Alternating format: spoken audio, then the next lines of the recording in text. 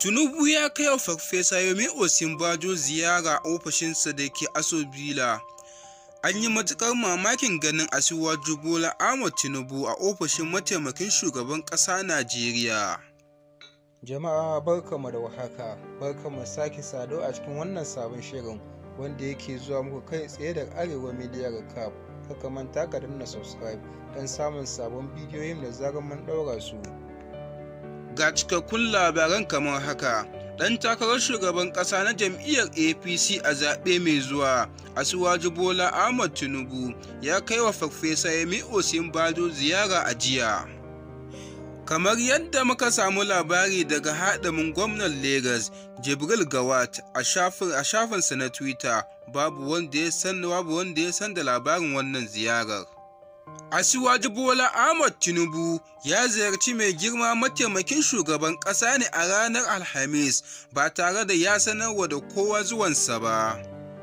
Sanarwar ta ce ɗan takara na APC ya haɗu da Yemi Osinbajo a gidansa da ke Aguda House a fadar shugaban ƙasa Najeriya da ke birnin tarayyar Abuja.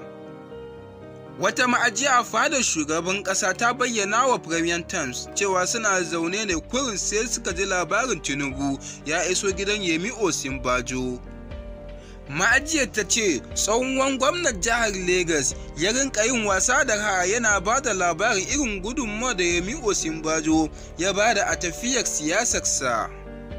Tinubu ya yi bayani musamman akan ƙoƙarin da Farfesa Yemi Osinbajo ya yi a wajen nema wa tsohon jam'iyyarsu ta ACN nasara a kotun zaben jihar Oshun. Rahoton ya ƙara cewa Tinubu ya tuna da yadda mataimakin shugaban ƙasa ya je Ingila ana matsananciyar sanyi domin ya ƙara jam'iyyarsa a gaban kotu. An ji Bola Tinubu na cewa ya yi mamakin yadda wasu ke tunanin takara da Osinbajo a jam'iyyar APC za ta shiga tsakaninsu da mataimakin shugaban ƙasar. Ɗan takara na APC ya faɗa mutanensa a yayin ziyarar shi da Farfesa Osinbajo sun zama tamkar 'yan uwa kuma yin takarar tikiti da shi ba laifi ba ne. Da haka muka kawo ƙarshen labaran, kakka manta da ka danna subscribe don samun sabon bidiyoyi mai zarar mun ɗaura su.